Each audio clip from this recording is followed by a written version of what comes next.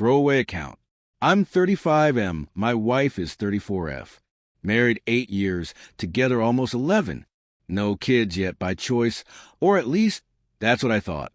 We always described our relationship as modern, balanced, healthy. She was independent, driven, didn't need me in the way some couples cling to each other. I was proud of that. She had her own life, her own friends, her own routines. If she wanted to travel alone or stay late at work, I never questioned it. I told myself trust meant not asking too many questions. And honestly, I liked the freedom too. We weren't suffocating each other. We weren't codependent. That's what I said out loud. What I didn't admit, even to myself, was how little overlap there was becoming between our lives.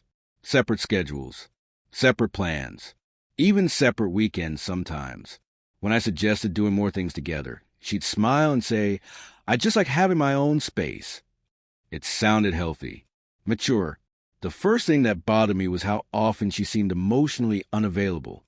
Not cold, just elsewhere. If I talked about my day, she listened politely, then redirected to something she was dealing with. If I brought up the future, she'd keep things vague. "We'll see." No need to rush. The moment that stuck with me happened one night when I asked, half joking, "Do you ever miss me when we're apart?" She laughed and said, "You're so dramatic." She kissed me, rolled over, and went to sleep. I lay there longer than usual, staring at the ceiling, tried to convince myself I was overthinking it. I didn't realize yet that independence and emotional absence can look very similar at first, and that sometimes space isn't about freedom. It's about distance. Once I noticed the distance, I couldn't stop tracking it. Not obsessively, just enough to feel uneasy. I realized how often I was the one initiating contact, texting first, suggesting dinners, asking how her day went. She always responded, always polite, always fine, but rarely curious, rarely reaching back. The twist was how reasonable her explanation sounded. She was busy, tired, focused. She framed everything as temporary. This project will calm down soon. Things are just hectic right now. And I believed her, because believing her meant not having to question the foundation of our marriage. I tried matching her energy, giving her the same space she claimed to need. I stopped checking in as much, stopped suggesting plans. I told myself this was healthy. Two independent adults respecting each other's autonomy. What I didn't expect was how little she noticed. Days passed without her reaching out. Evenings slipped by with barely a word exchanged beyond logistics. When I finally asked if everything was okay, she looked genuinely confused. "Yeah," she said. "Why wouldn't it be?" The question landed like a dismissal, not reassurance. That's when it hit me. The space wasn't mutual. It was directional. She was moving outward, and I was the only one trying to follow. One night, we sat on opposite ends of the couch, both scrolling on our phones. I glanced over at her and felt a strange loneliness.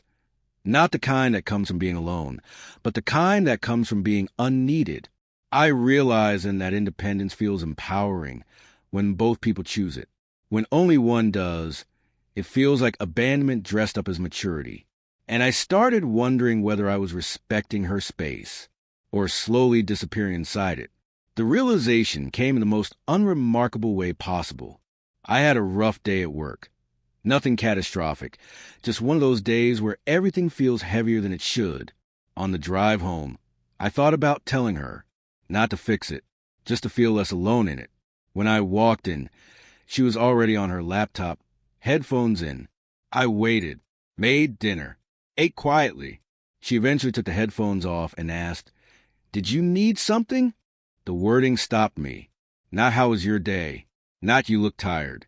Just a neutral check-in, like I'd knocked on a closed door. I told her about work. She listened, nodded, then said, "That sucks," and went back to her screen. No follow-up, no curiosity, no "I'm here." The conversation ended as cleanly as it began. That was a twist. I realized she didn't avoid me. She just didn't need me. Later that night, I lay in bed thinking about how often I had made room for her. Her stress, her goals, her need for space without ever asking if there was room for me in return. Independence had slowly turned into self-sufficiency, and self-sufficiency had turned into emotional solitude. I wasn't being pushed away. I was being outgrown. And the hardest part was that nothing about it looked wrong from the outside. No fights, no betrayal, just a quiet understanding that if I stopped reaching, nothing would pull me back. That's when the question finally formed, clear and unavoidable. If my presence is optional, what exactly are we building together? I didn't want to accuse her of anything. I wasn't even sure there was anything to accuse. So I framed it carefully, the way you do when you're afraid of sounding needy. One night after dinner, I told her I'd been feeling a little disconnected lately. I said I missed us, missed talking, missed feeling like a team. She didn't get defensive. That almost made it worse. She listened, nodded, and said, I think you're just more emotionally expressive than I am. The sentence landed softly, but it closed the door completely. It explained the problem without requiring her change anything. If I felt lonely, it was just a difference in personality. No one's fault. The twist came when she added, I don't want you to depend on me for your emotional needs. That's not healthy. I remember staring at her, trying to understand how wanting connection in a marriage had turned into something unhealthy. I didn't argue. I didn't know how. After that conversation, I felt embarrassed for bringing it up at all, like I'd revealed a weakness instead of expressing a need. I stopped mentioning how I felt. I started redirecting that energy elsewhere, friends, work, distractions. On the surface, things looked the same. Calm, functional, independent. Inside, something shifted. I realized I was no longer allowed to want more, without it being framed as a flaw. Wanting closeness made me too much. Wanting reassurance made me dependent. And slowly, I began to translate that into a quieter message. Needing her was a problem. That night, lying next to her, I felt farther away than when we were in different cities. Because distance makes sense when there's space between bodies. It's much harder to explain when it lives between two people sharing a bed. After that talk, I adjusted. Not because I suddenly agreed with her, but because it was clear there was no space for what I felt. I told myself this was just what mature relationships look like. Two people standing on their own, choosing each other without leaning too hard. So I leaned less. I stopped reaching for her first. I stopped sharing small things about my day. If something good happened, I celebrated it quietly. If something bad happened, I dealt with it on my own. When she asked how I was, I said fine and meant manageable. She seemed relieved by that, more relaxed, like I was finally doing it right. The twist was how lonely success felt. The more independent I became, the less connected we were. But the relationship looked smoother than ever. No tension, no awkward conversations, no needs to negotiate. From the outside, we probably looked like the kind of couple people admire. Inside, I felt like a guest who'd learned not to touch anything. I noticed how easily she filled her emotional world elsewhere. Friends, work, hobbies. I was included, but not essential, optional. When she talked about her life, I was adjacent to it, not woven into it. One night, she went out with friends and came home buzzing with energy, laughing, animated. I listened, smiled, asked questions. When she finished, she said, "Thanks for letting me talk," kissed my cheek, and went to shower. It hit me then that I was safer to her as an audience than as a participant. I wasn't her partner anymore. I was her quiet place to land, someone who asked for nothing and took up even less space. And the scariest part was how easy it had become to play that role. As I pulled back, people started complimenting me. "You seem really grounded lately. You're handling things well." Even she noticed. She told me she admired how self-sufficient I was, how I didn't need constant reassurance. I smiled and took his praise, even though it felt hollow. The twist was realizing I wasn't strong. I was numb. I'd trained myself not to reach, not to expect, not to want too much.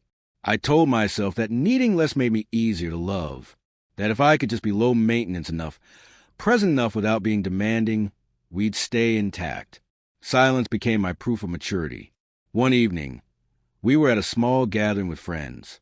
Couples were joking, touching, sharing little moments. She was engaged, laughing, vibrant, with everyone except me. I stood beside her like an accessory, included by proximity, not by connection. No one would have noticed. I barely did at first. On the drive home, she hummed along to the radio. Content. Peaceful. I felt invisible.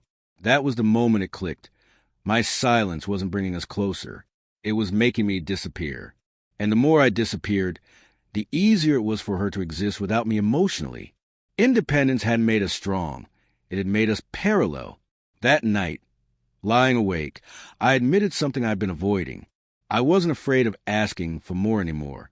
I was afraid of discovering there was nothing more to give. And once that thought took hold, the silence stopped feeling like strength. It started feeling like a warning. The feeling didn't come during an argument or a moment of rejection. It came quietly, slipping in when I wasn't prepared for it. She came home late one night, tired but cheerful, talking about a dinner she'd had with co-workers. I listened, nodded, asked the right questions. It felt automatic by then. At one point, she paused and said, "You would have loved the place." Not "I wish you'd been there." Just a passing comment, like I was a category instead of a person.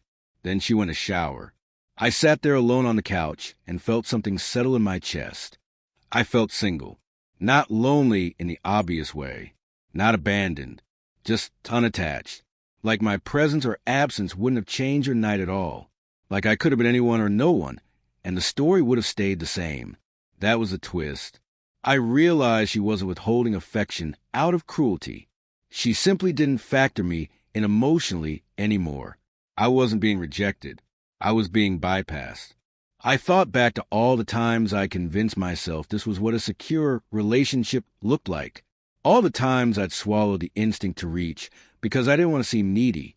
Somewhere along the way, I confused not asking for anything with being chosen. That night, when she climbed into bed and turned off the light, without a word, I didn't feel hurt. I felt done.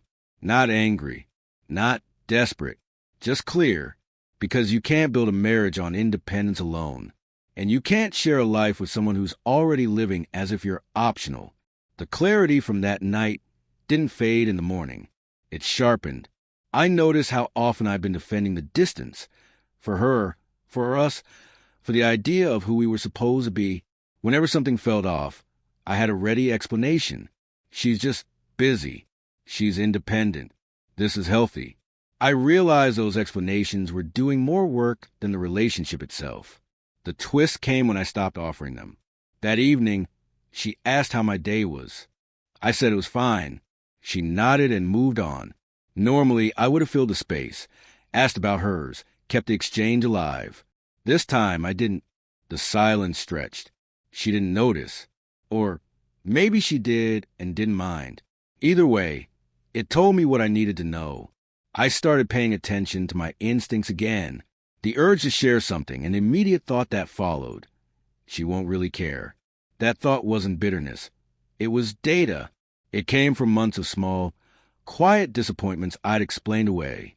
I realized how often I'd apologized internally for wanting normal things. Conversation.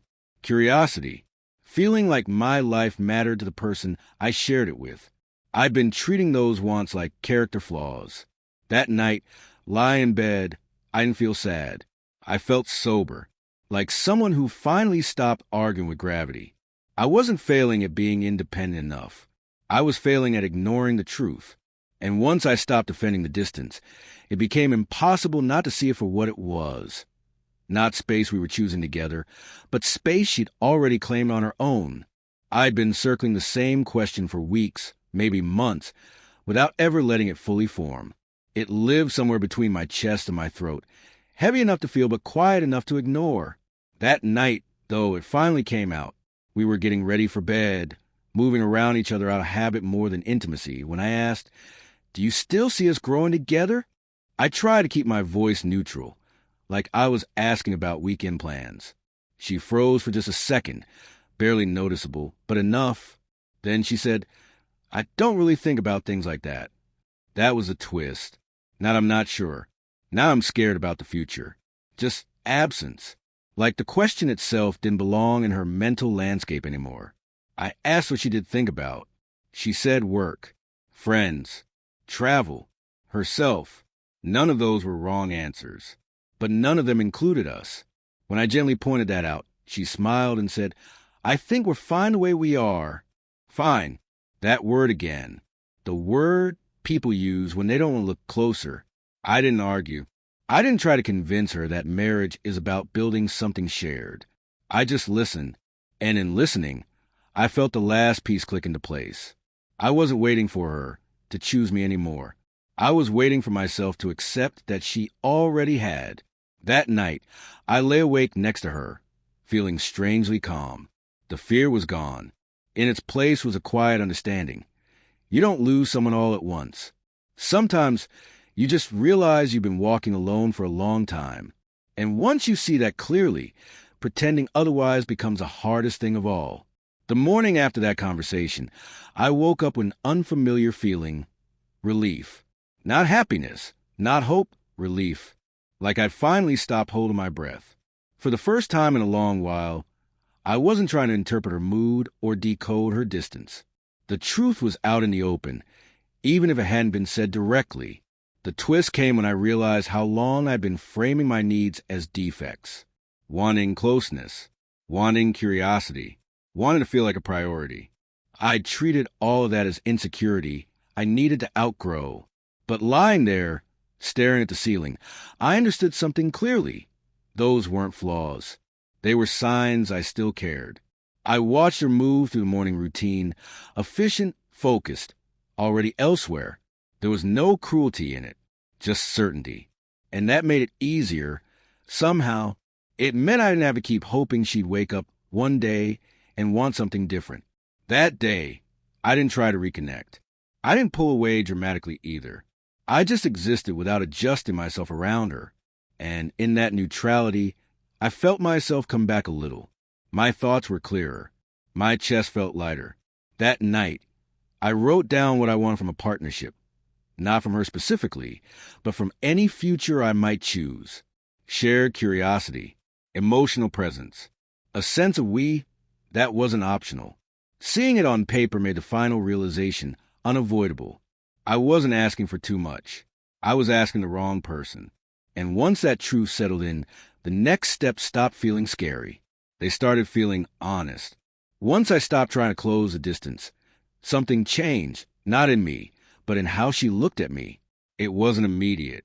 It showed up in small glances, pauses where there hadn't been any before, like she just realized a familiar sound had stopped and couldn't quite place why. One evening, she asked if I was upset.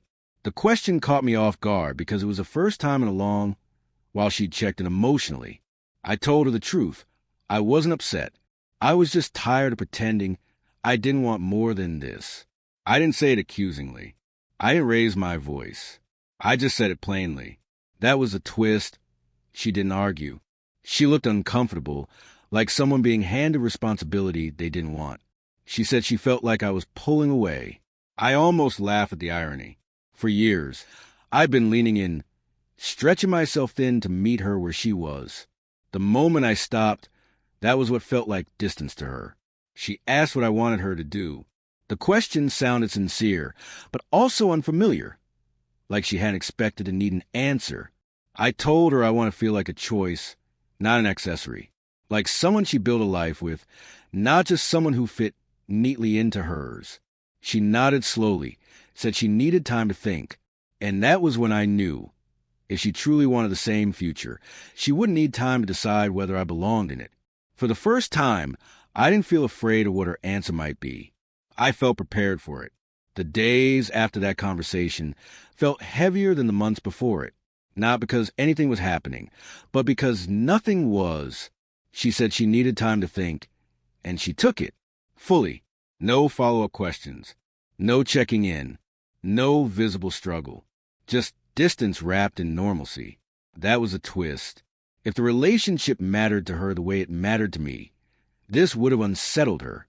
She would have been restless, curious, reaching. Instead, she seemed fine, focused, like the question I'd put on the table was something she could leave there indefinitely without discomfort. I noticed how careful I became with my expectations. I stopped anticipating her response, stopped scanning for signs.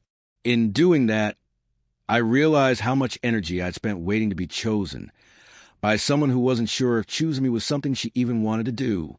One night, she came home late and said casually, "I've been thinking about what you said." My heart jumped for a moment before she added, "I just don't know if I can give you what you're asking for." She didn't say it with sadness. She said it with honesty, and in that moment, the waiting ended. I thanked her for telling me the truth. I meant it because clarity, even painful clarity, is kinder than distance dressed up as independence.